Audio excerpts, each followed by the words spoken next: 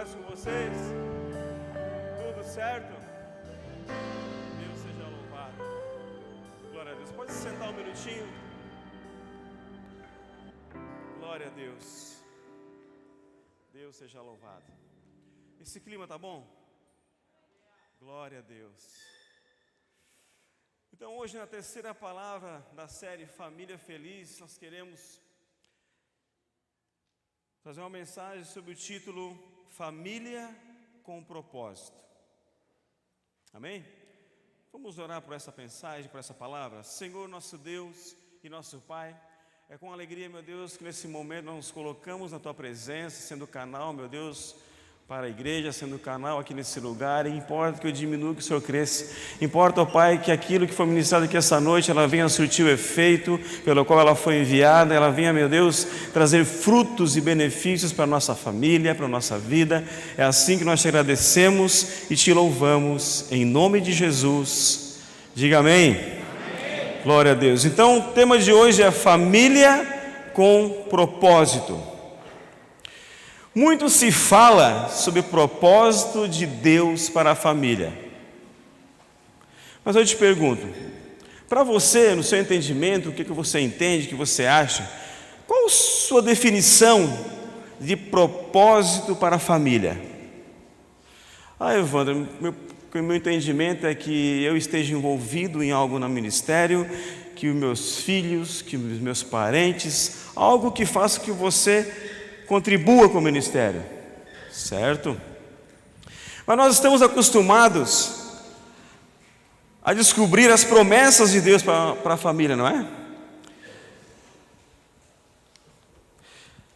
E promessa é um compromisso de se fazer alguma coisa. Aquele que promete algo quer dizer que está comprometido com aquilo. E a Bíblia, ela tem mais ou menos 8.810 promessas, e 85% dessas promessas é direcionada a nós. E você sabe qual é a maior delas? A maior promessa que a Bíblia nos traz está lá em 1 João capítulo 2, versículo 25. E esta é a promessa que Ele nos fez. Qual é que é?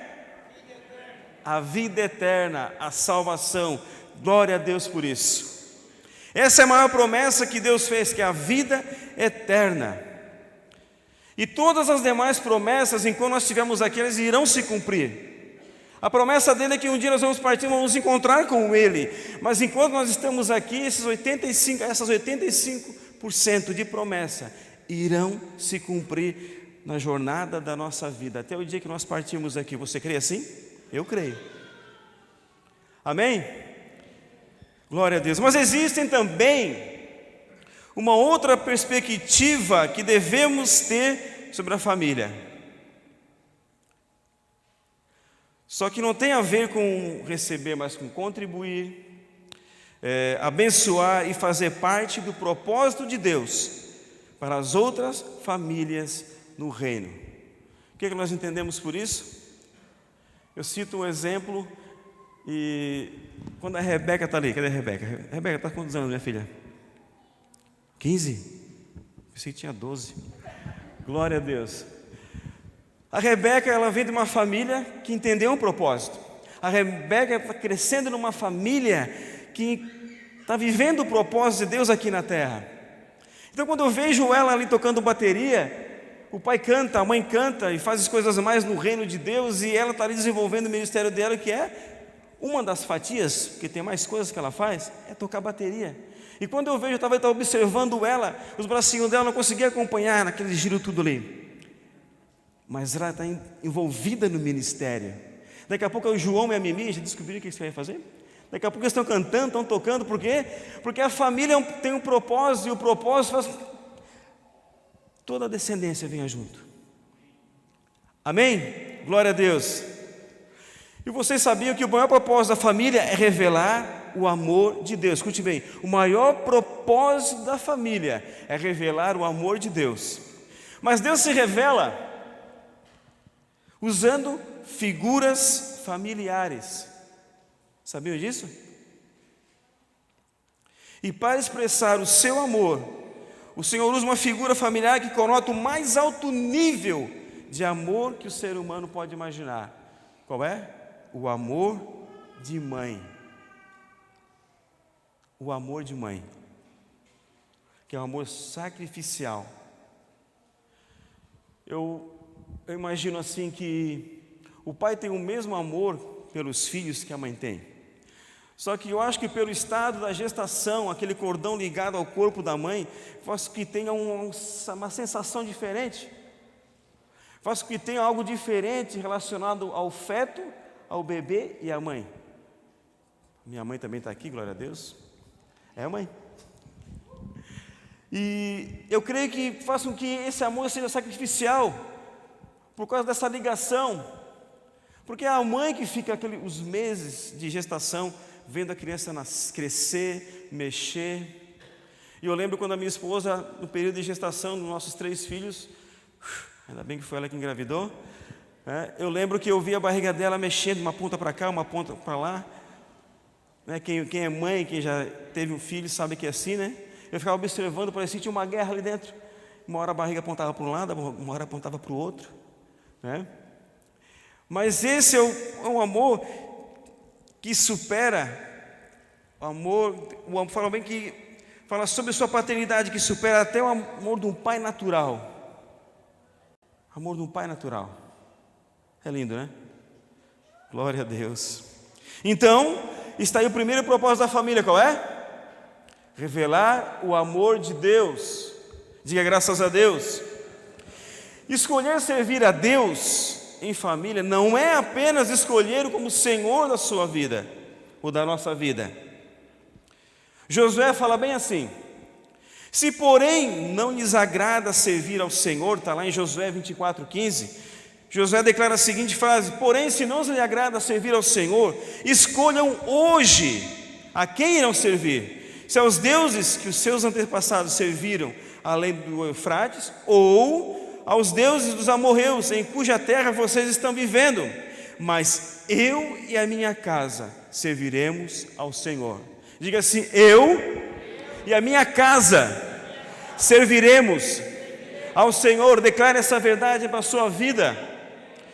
Quando Josué faz a seguinte declaração, Josué já era de idade avançada, já era idoso, há mais ou menos 85 anos, e Josué estava falando para o povo todos os benefícios que Deus havia feito na família dele, porque o povo já estava se desviando para outros lugares.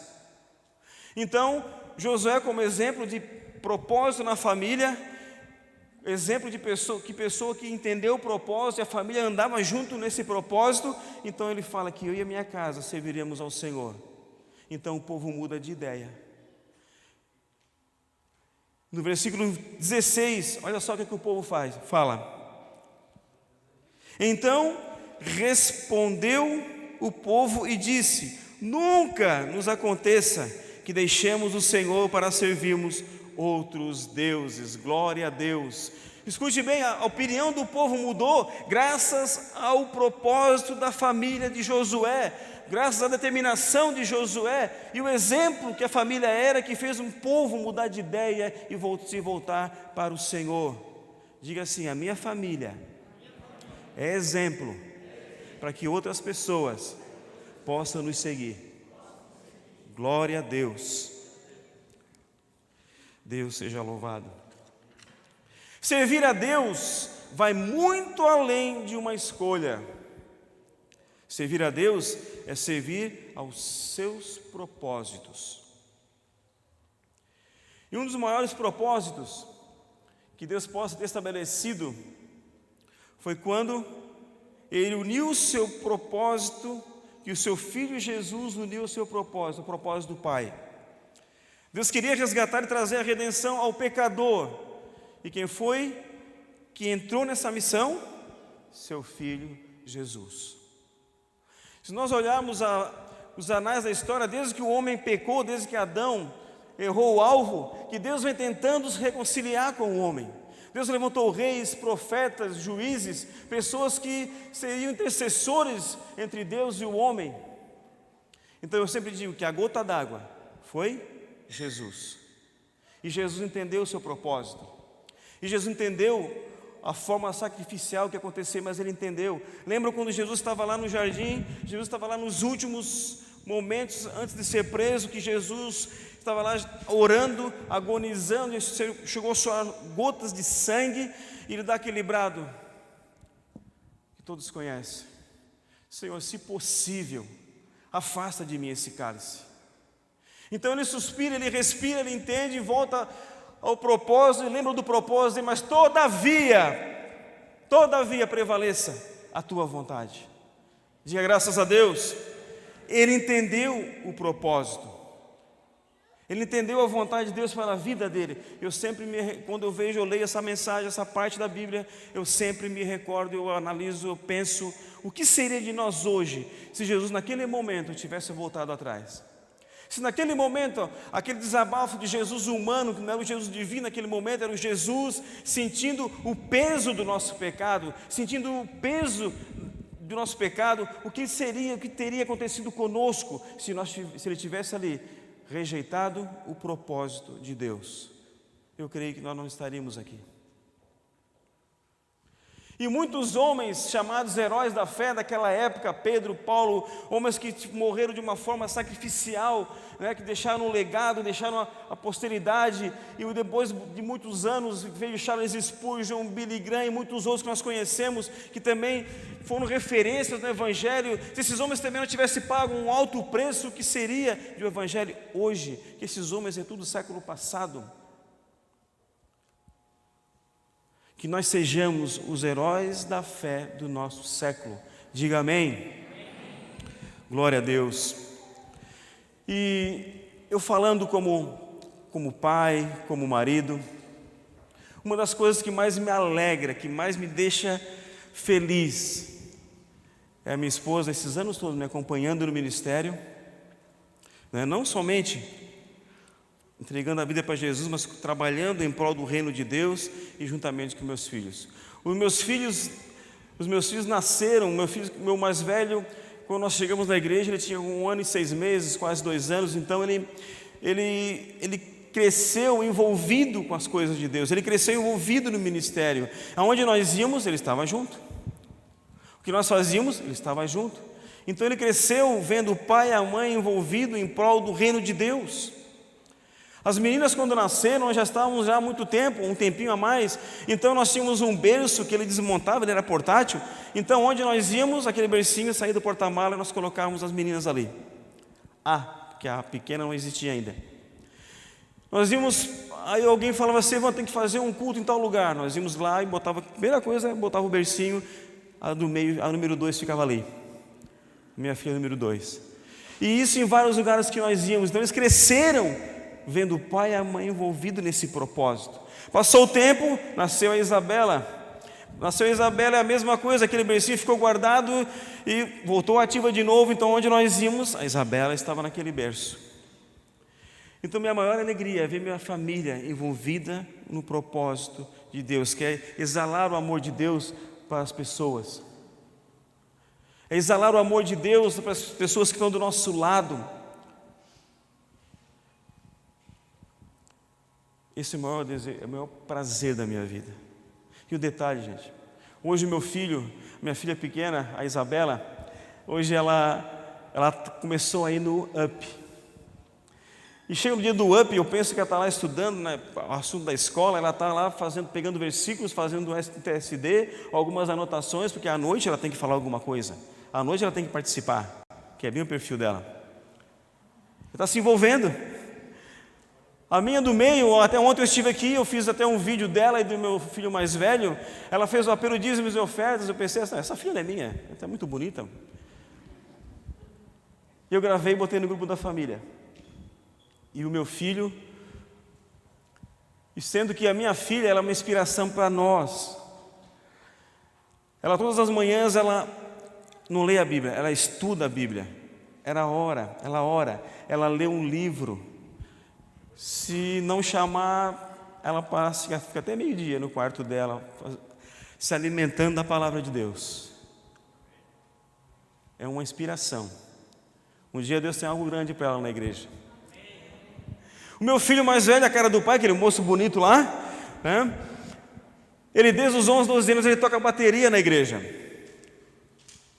Ele toca bateria. E eu sempre tive vontade de tocar bateria, de tocar violão, fazer alguma coisa, mas o tio Chico fiquei só na vontade. Aí essa vontade passou para ele, foi no DNA, né? Mas ali ele desenvolveu, então ele toca bateria, ele toca violão, e agora começou a cantar afinadinho, que parece um clarinho.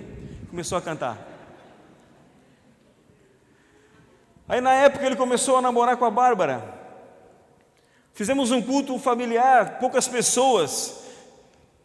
Lá naquele culto, Deus levou a mensagem para o lado de mudança de vida, de conversão. E eu olhei para o rostinho dela assim: ô Bárbara, tu quer aceitar Jesus? Eu quero. E ali ela foi se aproximando mais. E às vezes que ela ia na minha casa, toda vez que depois do almoço, assim: ô Bárbara, tu canta? Ela assim: não, é porque eu tenho o hábito de depois de tirar um cochilo, mas alguém tem que cantar para me dormir. E sempre eu fazia isso, eu perguntava para ela: tu canta? Não, e hoje ela canta divinamente, para a glória de Deus. Então ela entrou para a família, também já entrou no propósito, já entrou no ministério e já está aí desleixando. Amém? Glória a Deus. Então, vimos isso então na vida de Timóteo, olha só. 2 Timóteo capítulo 1, versículo 5. Glória a Deus. Ele fala o seguinte, está escrito: recordo-me da sua fé não fingida, que primeiro habitou em sua avó Lóide e em sua mãe Eunice, e estou convencido de que também habita em você. O que é que Paulo estava falando aqui? Que o propósito passado de geração em geração, aquilo que a avó dele recebeu, passou para a mãe e passaram para ele. É extensão. É extensão. Aquilo que nós recebemos, nossos parentes, a nossa família, a nossa casa, tem que receber. É a extensão do nosso ministério dentro de casa. E o nosso maior ministério, e o nosso ministério é dentro da igreja, é dentro de casa. O seu maior ministério não é aquilo que você exerce na igreja. O seu ministério é lá dentro de casa. Aquilo que você recebe aqui, coloque em prática dentro da sua casa. Lá você é o seu pastor. Lá eu vou ser o pastor da sua família. Lá eu vou ser o pastor da sua casa. Lá eu vou ser o provedor. Amém?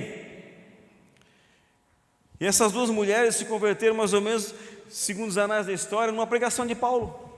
E elas entenderam o propósito. E a família se envolveu nesse propósito. A família entrou nesse propósito.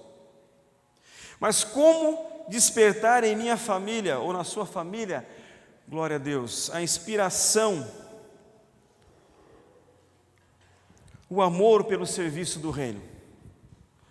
Como que nós vamos despertar na nossa família o amor pelo serviço no reino? Diga assim: eu tenho que ser, eu preciso ser inspiração. Nós vamos despertar o amor, o interesse pelo reino dentro da nossa casa, quando nós sermos inspiradores para eles. No amor de Jesus, no amor aos perdidos, na compaixão, no perdão e no amor pela igreja. Temos que desenvolver isso dentro de nós para que possa ter um reflexo na vida dos outros. As pessoas não leem a Bíblia, as pessoas leem a nossa vida. Aquilo que você faz reflete aquilo que está dentro de você. Aquilo que sai da tua boca é aquilo que vai determinar o curso da vida que você está tomando. Então seja inspiração. Ame ao Senhor. Ame aos perdidos. Gente, eu sempre digo assim, quando eu falo de Jesus para alguém, eu nunca sou... Se eu não tenho mais contato com a pessoa, eu já vou do céu ao inferno rapidinho. Mas se eu tenho contato com a pessoa com frequência, eu vou devagar, porque não sou eu que convenço a pessoa. Não sou eu que vou determinar a salvação dela. Eu tenho que evangelizar, eu tenho que falar do amor dele, porque no momento certo, ele é que convence do pecado, da justiça e do juízo. Amém? Compaixão. Compaixão é sentir a dor do outro, e nós vemos no mundo atual que é raro esse sentimento com as pessoas. É raro alguém sentir a dor do outro. Eu tenho o hábito de quando eu estou na rua, ou estou parte do mercado, que chega alguém para pedir alguma coisa, morador de rua ou até mesmo um usuário, eu gasto tempo com ele. Eu sei qual é o objetivo dele, mas eu gasto tempo com ele e eu gosto de perguntar o porquê daquele, que está daquilo ali, naquela vida, o que aconteceu. Sinta a dor do outro e tente ajudar. A gente sempre indica algo para que a pessoa possa ter uma solução, dependendo da situação dela, um norte, mas depende da pessoa também. No perdão, eita palavrinha dura, né? No perdão, mas Evandro, porque tu não sabe o que fizeram para mim. Mas o que Jesus disse? 70 vezes 7. 70 vezes 7, ou seja, perdoa sempre. Perdoa sempre. Ah, mas eu não consigo. Perdoar é uma decisão. Deus não vai fazer isso por mim, por você. Você tem que decidir perdoar. Ou vocês acham que também tem pessoas que não me perturbam, que eu tenho que liberar perdão todo dia? Tem? Tem pessoas que é uma pedra no sapato? Tem, mas eu tenho que perdoar todo dia. E no amor pela igreja, o zelo pela obra, o zelo pela casa do Pai. Nós vamos embora, fica aqui o espaço físico, a nave da igreja, a presença dele vai conosco, mas precisamos cuidar também da casa do Pai. O amor pela igreja, e pela igreja que somos nós, cuidar um dos outros. Sinta a dor do teu irmão. Chore com os que choram, sorria com os que sorriem. Se preocupe, caminhe do lado. Por isso que eu gosto do discipulado, do PG. O PG é uma pequena família dentro da casa de alguém que é um anfitrião, que está lá para receber e as pessoas terem momento de compartilhar a palavra, momento de abrir o coração. Muitas pessoas têm sido edificadas por causa do PG. Muitas pessoas estão aqui hoje, ouvindo a palavra, porque o PG acolheu. O PG fez algo que às vezes não a correria, ou às vezes esse movimento do culto não dá tempo de cuidar, então o PG faz essa parte. E você lá é amado, você é cuidado, e as pessoas começam a crescer. Amém? Glória a Deus. Mas eu tenho algo para te dizer. Deus estabelece um propósito para a nossa vida e nós entendemos esse propósito e começamos a trilhar. E a extensão começa a acontecer através da nossa família, que começa a caminhar conosco. E não somente a família dentro de casa, mas a nossa parentela, que nós sejamos luz lá na casa deles também. Que nós sejamos luz nos lugares que nós passamos ou passarmos. Que não sejamos crentes somente dentro da igreja, mas as pessoas vejam a diferença em todos os lugares que nós passarmos. Que a família seja referência não só aqui, mas lá fora. Aquela família do fulano de tal é bênção de Deus. E a família, exemplo arrasta, não é assim? O exemplo de um líder arrasta, o exemplo de um pastor arrasta, o exemplo de alguém arrasta outra pessoa, mas o exemplo de uma família arrasta outra família. Como eu falei da Rebeca, com certeza tem meninas da idade dela que se espelham nela ali tocando bateria. O exemplo da família arrasta, e isso em qualquer lugar. Instrua os seus filhos, instrua o seu filho no caminho que ele deve andar, porque quando ele crescer não vai se desviar dele, não vai se desviar, vai trilhar, vai caminhar. Mas com esse envolvimento na obra de Deus, eu quero te dizer algo muito que vai te ajudar muito. Não troque a família pela igreja. Eu digo por experiência própria que muitos anos atrás eu fiz isso e quase perdi minha família.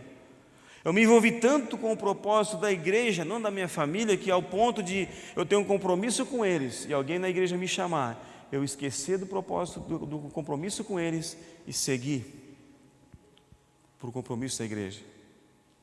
Eu sempre digo que a nossa vida ela não pode ser como a escala Richter, né?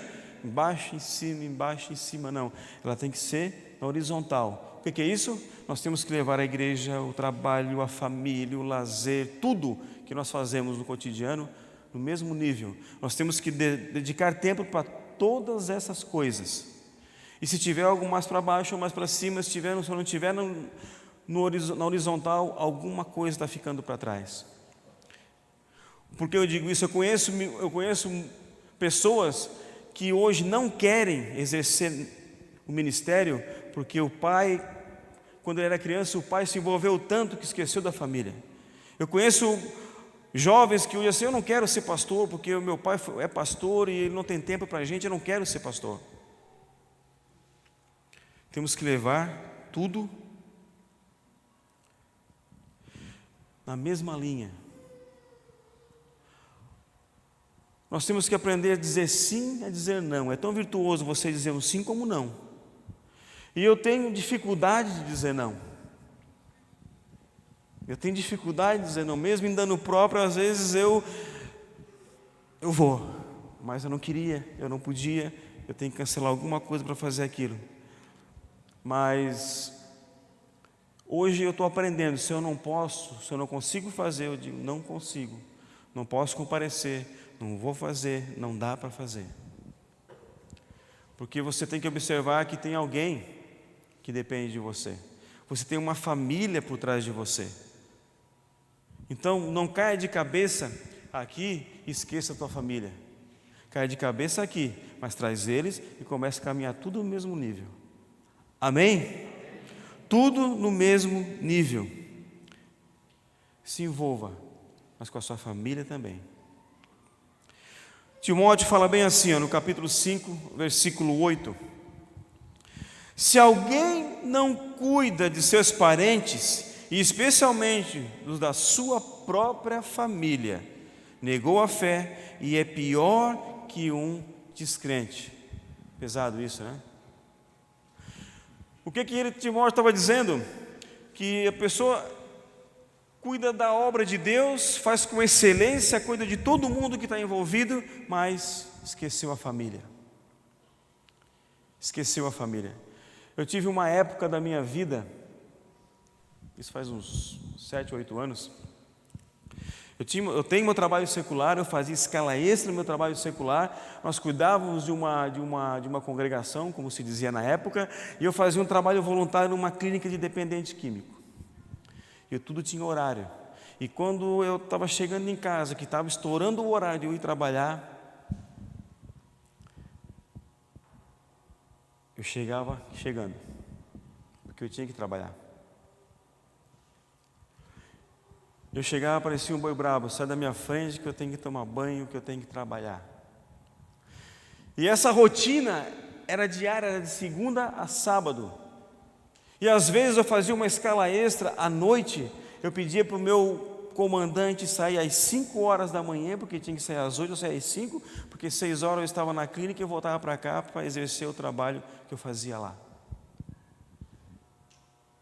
E eu não estava percebendo, mas eu estava perdendo a minha família. Porque eles não tinham culpa disso. Chegava fim de semana, eles queriam sair, e eu não queria, porque eu estava cansado da semana. Meus filhos já estavam ficando com medo de mim.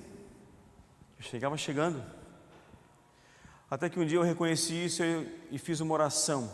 Senhor, eu não aguento mais essa correria. Levanta alguém que possa fazer o que eu faço lá na clínica. E como Deus ouve a nossa oração e Deus é fiel, apareceu um abençoado enviado de Deus e ficou no meu lugar. Eu passei para ele o compromisso e fiquei só com o meu trabalho e as coisas começaram a melhorar. É isso que nós estamos falando, gente. Eu me envolvi com as coisas, porque o presidente na época lá era o meu pastor. Eu disse, tu quer ajudar a gente lá? Ajudo. Eu não sabia dizer não, ajudo. E ao ponto de eu ter, às vezes, mais atividades do que ele, porque era muito corrido. Eu só tinha tempo quando estava dormindo. E isso estava estragando a minha família. Estava perdendo a minha família. Meus filhos estavam crescendo, eu não estava percebendo. Até que eu fiz essa oração. E Deus levantou alguém. E eu saí daquele lugar. Saí de boa com o pessoal, tranquilo, mas eu não tinha mais. Eu entendi que era um tempo de Deus, porque aquilo que nós fazíamos lá, uma vez o irmãozinho foi no meu lugar, uma vez só. Ele nunca mais quis ir, porque era um esgotamento físico muito grande. Aí eu entendi que foi Deus que me colocou naquele lugar, naquele tempo. Porque eu era a manhã inteira carregando peso. Eu estava até fortão. Era a manhã inteira carregando peso.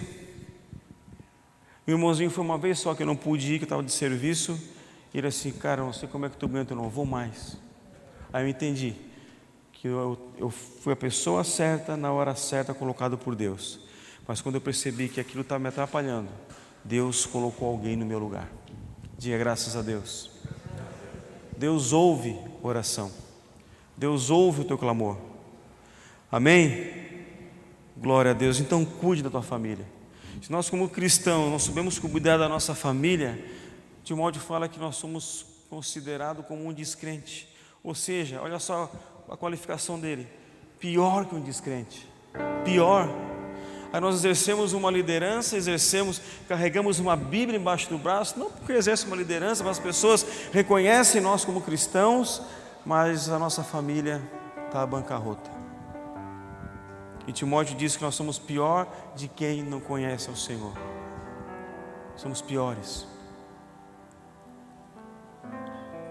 Eu lembro e conheço pessoas que hoje já são adultos, que quando eram crianças, os pais os levavam para a igreja, mas era algo obrigado, forçado, os pais não orientavam, não falavam por quê, o objetivo de estar na casa de Deus, simplesmente, vai, eu estou mandando.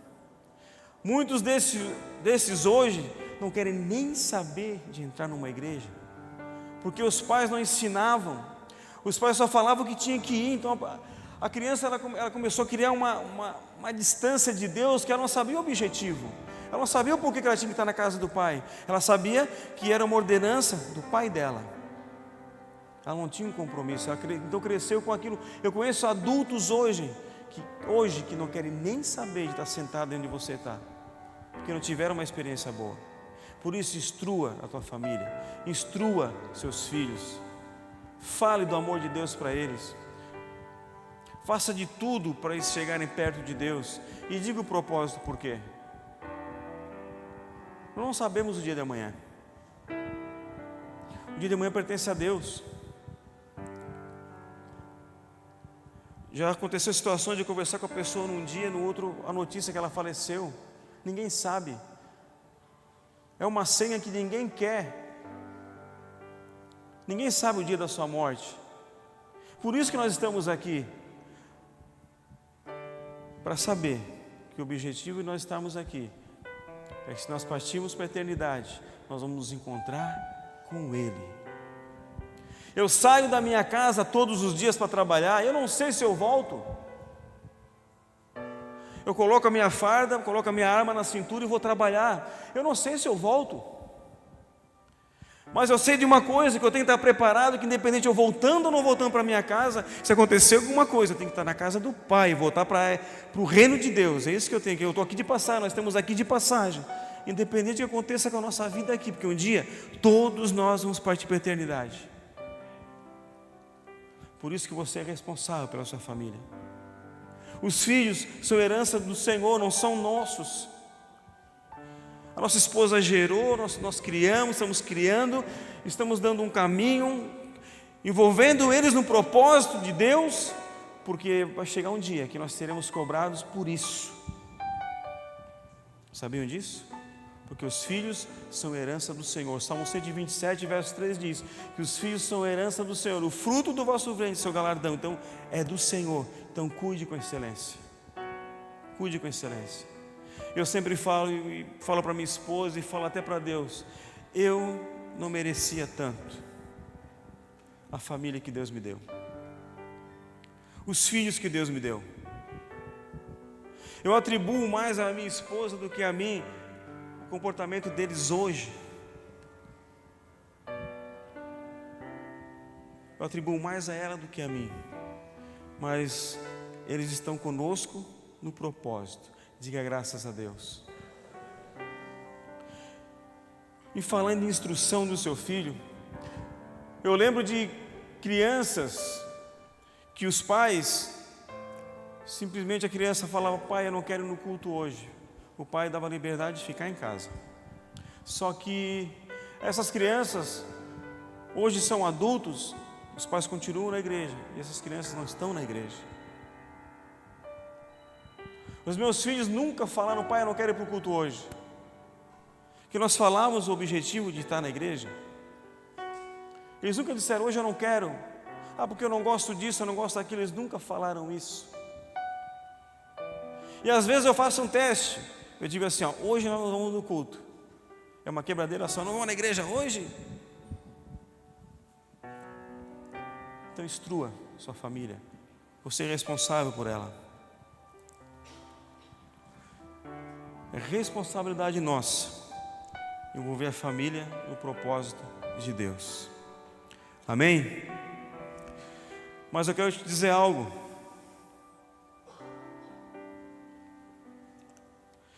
Para que a família, para que nós sejamos inspiração para a nossa família, nós temos que cuidar com algumas coisas, para que manifeste o interesse deles de estar aqui. Não dá para inspirar a nossa família a se envolver com as coisas de Deus se nós não pararmos de reclamar.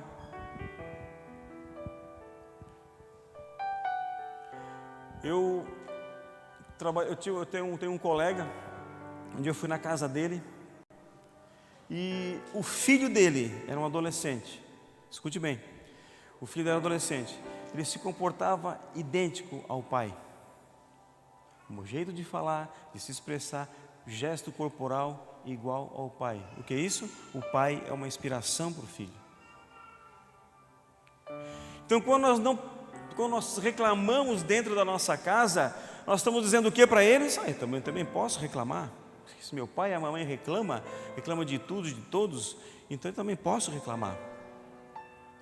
Porque nós somos espelhos para eles. E o serviço do reino, o serviço que você exerce na igreja não deve ser pesado. Vai ter que trazer alegria, satisfação.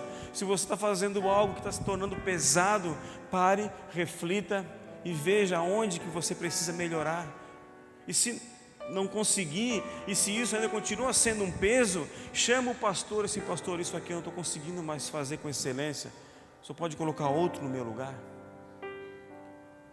Aí se torna um peso e nós começamos a reclamar dentro de casa, e os filhos estão ali ouvindo: meu pai é líder, mas não quer mais porque está falando isso. Eu também não quero exercer uma liderança, porque se meu pai está dizendo que está reclamando, então porque é ruim.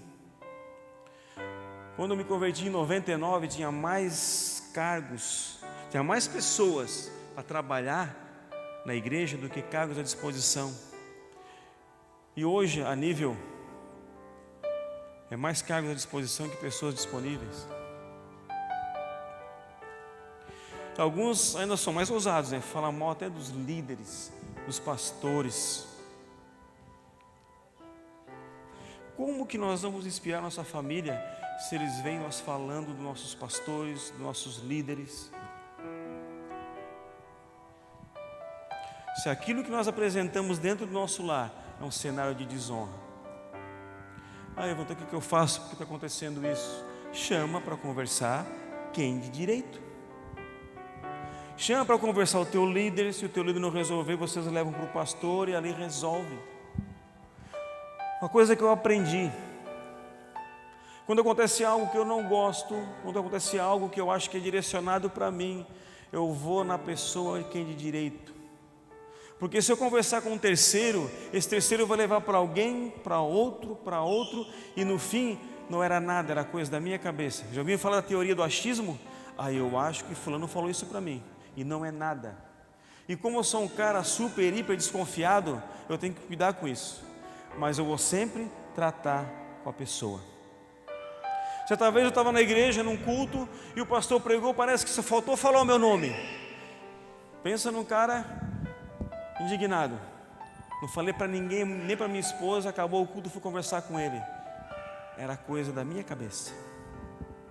Eu imaginei aquilo, E quantas vezes nós nos falamos coisas dentro do nosso lar, porque nós achamos que era aquilo e não era. E fez com que, está fazendo e faz com que nossos filhos tenham a mesma linha de raciocínio e de crítica. Você é inspiração na sua casa. Aquilo que você faz é exemplo. Aquilo que você diz é exemplo. Tudo que você faz dentro da sua casa é exemplo. Certa vez aconteceu algo com meu filho no trabalho dele, e alguém falou assim: vai lá e mete a boca no patrão. Mais rápido que a pessoa falou assim: olha, negativo, tu não vai fazer isso. É isso que eles querem para falar de ti. Até então não havia feito nada, mas se ele tivesse feito isso, ele daria motivo para que o ex-patrão dele falasse dele. Tu não vai falar nada. E saiu de cabeça erguida. Mas na hora do sangue, gente, é isso que eu tenho falado para ele, para elas, para se policiar. É isso que eu tenho tentado fazer, porque o meu comportamento já é esse, não é de revidar. Então é isso que eu passo para eles, que ele não vai levar nada e depois que fez acabou. Então seja uma inspiração para a sua família. Amém? Se coloque de pé. Que você saia daqui essa noite identificando esse compromisso que você tem como família, reconhecendo esse compromisso que você tem com a sua família. Você é um privilegiado disso aqui essa noite. Você é um privilegiado ouvindo essa palavra e reconhecendo a sua participação e reconhecendo o quão importante você é na sua casa, o quão importante aquilo que você delega dentro da sua casa, o quão importante você é. Eu sempre digo que filho qualquer um pode ter. Filho é algo natural da natureza humana, filho qualquer um pode ter. Mas criar é diferente, cuidar é diferente, instruir é diferente. Então que você possa levar esse legado para a sua casa, para a sua família, que você seja inspiração. Escute bem, mas eu não consigo deixar de falar de tal coisa. Ore para que que o Espírito Santo te ajude nessa área. Quando você pensar em falar aquilo que você tinha o hábito de falar dentro da sua casa, ore, Espírito Santo, me ajuda, que eu quero mudar meu comportamento nessa área. Eu não quero mais falar isso, ou não quero fazer aquilo, ou não quero praticar mais isso. E Ele vai no momento certo, Ele vai te lembrar, que Ele não te acusa, que te acusa é o diabo. Ele vai te lembrar. Coloque a mão na altura do seu coração, feche os seus olhos e reflita nisso que nós falamos agora. E saia daqui determinado verdadeiramente ser uma inspiração para as pessoas da sua casa, para a sua família, para os seus pais, para a sua parentela, todos que te conhecem, que sabem que você professa uma fé, mas a partir de hoje você vai determinar que seja diferente naquilo que você até agora praticava, até mesmo de uma forma voluntária. Senhor nosso Deus e nosso Pai, Senhor, em nome de Jesus, nós oramos agora, Pai, pedindo a direção do Espírito Santo e o Teu discernimento, para que possamos verdadeiramente, meu Deus, ser pessoas inspiradoras dentro da nossa casa, que nós possamos, ó Pai, em nome de Jesus, mudar alguns comportamentos que até agora pareciam que não faziam efeito negativo, mas agora reconhecemos, fomos confrontados pela Tua Palavra e entendemos, meu Deus, que isso pode trazer, meu Deus, algo ruim para nossas vidas, para nossos filhos, para nossa casa. Que essas brechas sejam, meu Deus, fechadas agora. E declaramos, meu Deus, toda sorte de bênção sobre esse lar, sobre essa família, e que nós possamos, meu Deus, caminhar em verdade, que possamos atribuir a nossa vida ao Senhor e depender verdadeiramente do Senhor em todas as áreas, meu Deus, e declararmos toda sorte de bênção sobre a nossa casa. Diga graças a Deus. Diga assim: eu declaro que a partir dessa noite eu vou pedir a direção do Espírito Santo na minha casa. Você que crê nisso, aplauda ao Senhor.